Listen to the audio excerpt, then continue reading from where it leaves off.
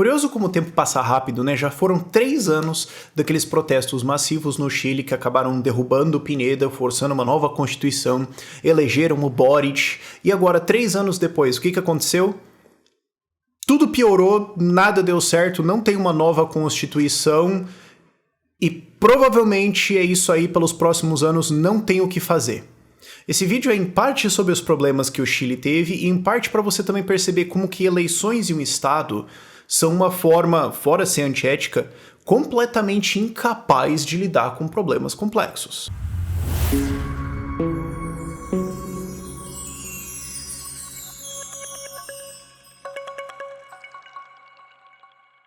Originalmente eu tinha feito esse mesmo vídeo, mas ele era puramente teórico, eu não tinha o exemplo do Chile para falar.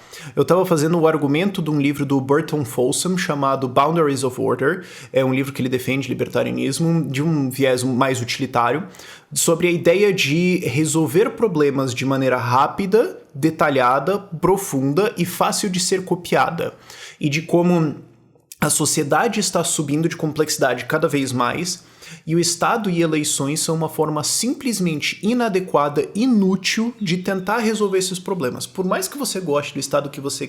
E por mais que você tenha visões que não são liberais ou libertárias, por mais que você tenha visões de esquerda, a ferramenta eleições-Estado é simplesmente inútil para resolver esses problemas. Ela vai falhar. Tinha feito esse argumento do ponto de vista teórico, mas aqui a gente tem o Chile, que ele prova isso na tua cara agora. E olha que não é um país tão rico assim, com coisas tão complexas quanto outros países mais, sabe, tipo a Europa, Estados Unidos. Não estamos falando disso. Não estamos falando disso. Não estamos falando de um país... Estamos falando de um país que tem problemas de povos diferentes? Tem. Nível Índia? Não. Não é. E ainda assim... não tem como você fazer um argumento melhor do que isso aqui foi um desastre completo. Vamos recapitular. Em outubro de 2019, 3 anos atrás, protestos massivos foram puxados no Chile, largamente pela esquerda e extrema esquerda chilena, que queriam mudar tudo, tá tudo horrível, não vai dar nada certo nisso aqui, a gente precisa mudar a Constituição e tudo mais. Várias pessoas apontaram que, bom, em termos de dados econômicos, vocês são o melhor país da América Latina disparado e quem discordar disso é um maluco. E aí a resposta da extrema esquerda foi: fascista, nazista, racista, a gente precisa tacar fogo nisso e fazer uma nova Constituição. E essa posição ganhou porque não tinha muita gente pra defender liberdade lá. Ok.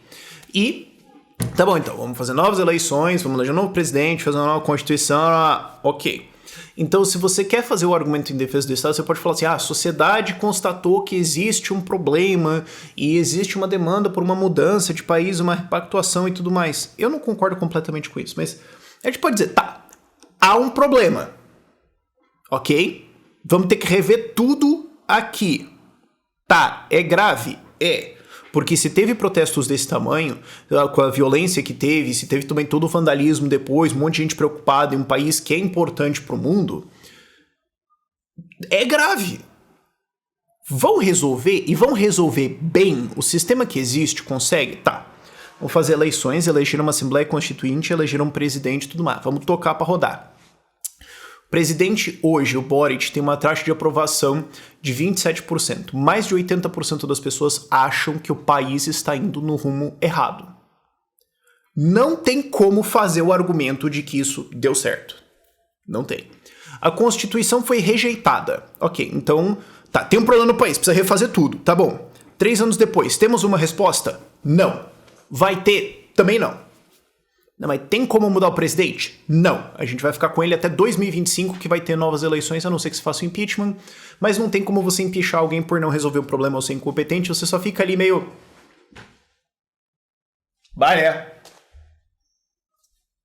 Putz, essa é a totalidade do que você pode fazer dentro desse sistema. Se ele não cometer nenhum crime, etc., você não pode impeachar ele. A não ser que ele renuncie e chame novas eleições, etc., e o Congresso concorde, o que é meio questionável o que vai acontecer. Então, 3 anos depois, não tem um novo sistema, não tem uma nova estrutura, todo mundo odeia o presidente e não tem nada que possa ser feito pelos próximos 3 anos, certamente. É isso que foi conseguido. Vamos aos dados. Inflação. O Chile, historicamente, nos últimos 25 anos, exceto ali o período da crise de 2008, não teve inflação acima de 5%. Uma moeda consideravelmente estável dentro de uma economia que ainda tem uma certa vulnerabilidade internacional. Isso dentro de uma economia que ainda tem uma vulnerabilidade internacional por causa do preço de cobre e tudo mais. Ok, ainda assim vocês têm aqui o gráfico na tela. O histórico de 25 anos de inflação do Chile. Estava lá em 2% nos protestos, um pouquinho antes, hoje está em 14%. É a sexta maior inflação das Américas. Eles só ganham dos países que são economia meme. Argentina e Venezuela, óbvio, Haiti, Cuba e Suriname. Esses países têm uma inflação maior do que o Chile. Todos os outros é menor. 14%. Parabéns! Outra coisa aqui. O peso perdeu 25% do seu valor. O poder de compra das pessoas destruído em torno de 25%. Num país que importa alimentos, o Chile importa alimentos. Isso aqui é grave. Você está subindo o custo de vida da população diretamente, especialmente dos mais pobres. Então, essa movimentação toda nos últimos 3 anos ajudou ou prejudicou essa galera? Vamos lá. Reservas internacionais. Reservas internacionais são importantes para dar valor à sua moeda para você ter uma economia funcional. Se elas acabam, acontece o que aconteceu no Sri Lanka. A Argentina, geralmente, quando quebra, é por causa disso.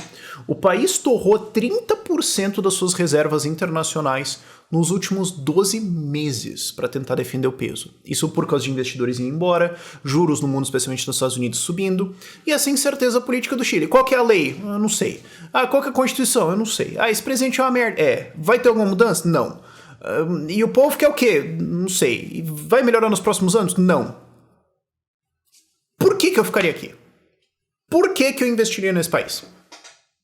Fora algumas coisas que tem dinâmicas internacionais que vão dar certo, lá, cobre, etc. Vou comprar imóveis aí, vou tentar investir. Não. Muita gente começou a fugir e o que aconteceu? 30% de reservas consumidas em 12 meses para tentar defender a moeda desse país. Desemprego. Antes da pandemia era 7%, agora é 8%. Mas o povo fala, mas pandemia e tal, estourou tudo e tudo mais. Cara, vamos pegar um país fudido. Vamos pegar uma régua, um país que você olha e fala, esse país aqui não merece dar certo. Não tem como, é impossível. Que maluquice é essa? Vamos pegar um país com uma legislação desenhada para prejudicar quem emprega e para afastar investimento. Vamos pegar o Brasil. O Brasil tinha 12% de desemprego antes da pandemia. Está em 8,5%. Então a gente conseguiu derrubar o desemprego em 3,5 pontos depois de uma quebradeira maluca dessa. O Chile ainda tem uma constituição muito pro lamento da esquerda, ainda tem uma constituição que dá uma liberdade de mercado bem razoável, que chama investimentos, que atrai, que desenvolve. Não à toa o Chile enriqueceu bastante e eles estão com um desemprego maior do que antes. Então assim, parabéns, vocês perderam pro Brasil. Você perder pro Brasil é o atestado de desastre, é o atestado de si interna. Ou que é outra coisa? Taxa de criminalidade. A taxa de criminalidade no Chile subiu 40% dos protestos para cá. Inclusive no norte chileno, agora estou começando a ter outros problemas, narcotráfico, etc. No norte chileno, a taxa de homicídio subiu aí quase 4 vezes. De boa, ok? Então assim, falhou. Se alguém tentar defender o contrário, eu levanto a mesa e vou embora. Não tem. A questão é por quê? Você tem uma sociedade com problemas complexos. Você tem uma sociedade que está enriquecendo, que está tendo acesso a cada vez mais informação, que vai ter demandas cada vez mais complexas, que vai querer direções de sociedade diferentes, valores diferentes, estruturas, prioridades de vida diferentes. Isso vai acontecer conforme a sociedade enriquece, conforme ela acessa mais informação, isso é inevitável. Então você pode dizer, olha, existiu um esgotamento do modelo chileno porque tem problemas com os pobres, porque desigualdade com a Constituição, Pinochet foi isso, e a esquerda, os problemas novos, porque o aquecimento global e tal, e o deserto e a água, como é que a gente vai fazer? Tá, você tem uma lista com dezenas de problemas, se não centenas. A maior parte deles é de alta complexidade. Então você precisa resolver alguma coisa que está incomodando várias pessoas e vai gerar vários conflitos. E você precisa resolver isso rápido, porque assim, se está faltando água, tem pessoas na miséria e tudo mais, o plano C, vamos resolver em 10 anos, não é aceitável. Isso é uma coisa que eu estou fazendo um esforço para falar mais nos meus vídeos. Resolver problemas graves num passo pequeno não é uma resposta aceitável.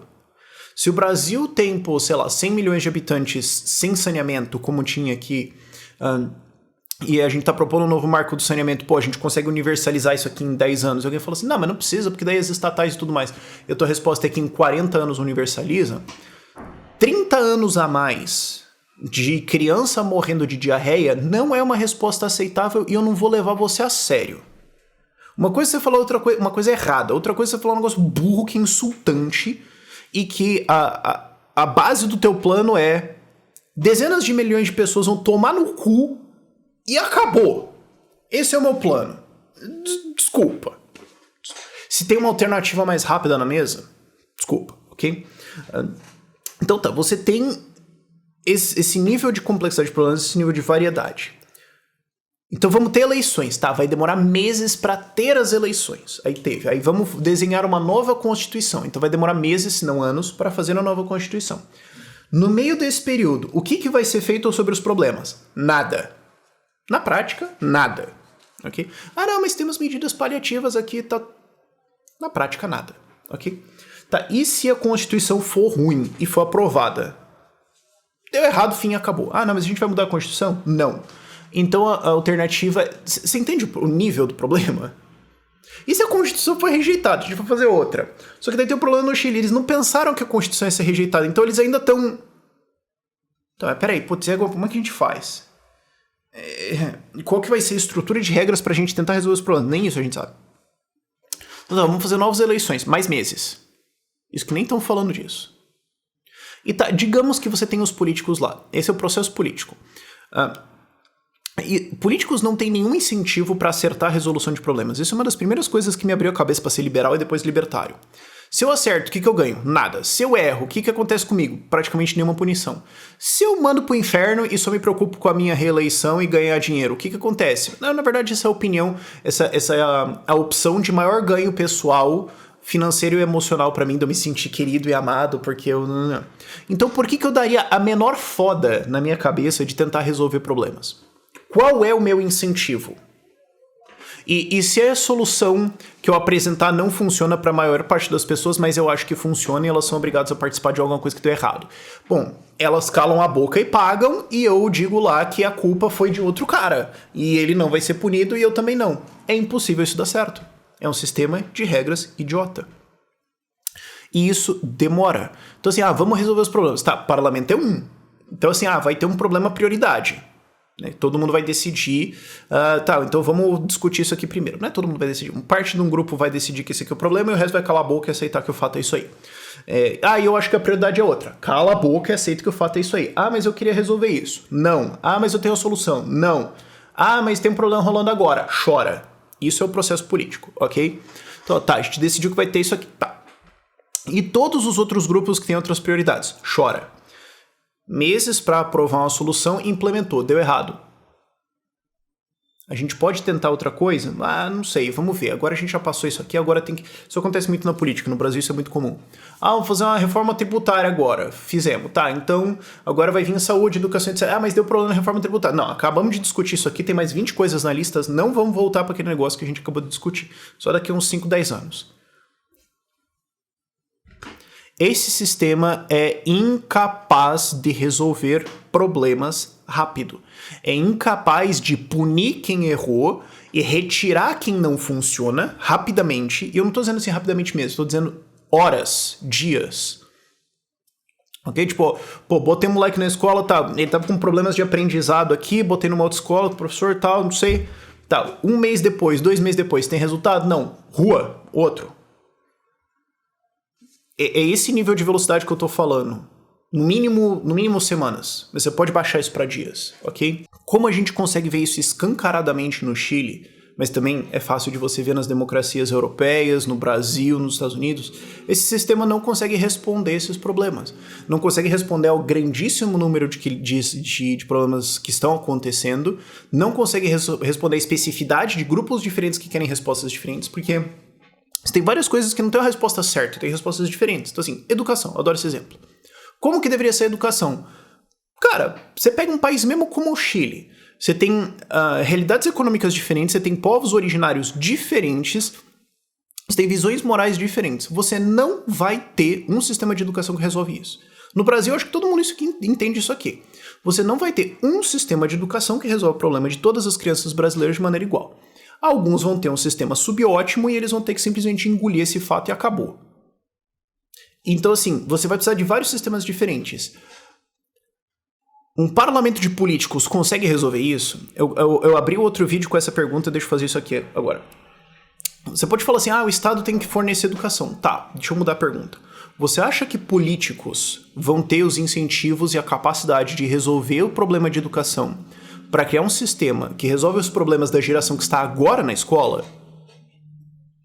10% falaria assim, 20% falaria assim. O resto ia falar, não. Então o teu plano é a geração atual perdeu, não vão ter um sistema de educação bom, e é isso aí. Embora tenha várias outras pessoas querendo criar outro sistema, elas vão ser proibidas e acabou. Este é o plano. É isso que nós temos hoje. Qual é a alternativa? Você descentraliza isso o máximo possível. Não vai ser resolvido em nível federal, vai ser resolvido em nível estadual ou municipal, ou, o que eu gostaria, nível indivíduo. Esse sistema descentralizado nos indivíduos tem velocidade, tem granularidade. Ele consegue criar soluções diferentes para lugares diferentes que não necessariamente vão ser as certas, mas vão ser as melhores para aquele grupo. Porque você não vai ter, certo universal. Tem vários problemas que você não vai ter esse tipo de coisa. Você pode ter isso para saneamento, tem ou não tem. Ok. Você tem isso para desenvolvimento cultural? Entendeu o problema? Isso é uma forma rápida de resolver. Só que isso é a antítese do Estado. Para você defender isso, você tem que entender fundamentalmente que não existem os incentivos para políticos resolverem problemas e tentar tirar o poder deles o máximo possível. E eu acho que esse é o problema hoje que você vê o esgotamento de democracias. Eu acho que esse é o esgotamento que você está vendo nos Estados Unidos, Canadá, Europa, América Latina. O nível de complexidade de problemas simplesmente explodiu e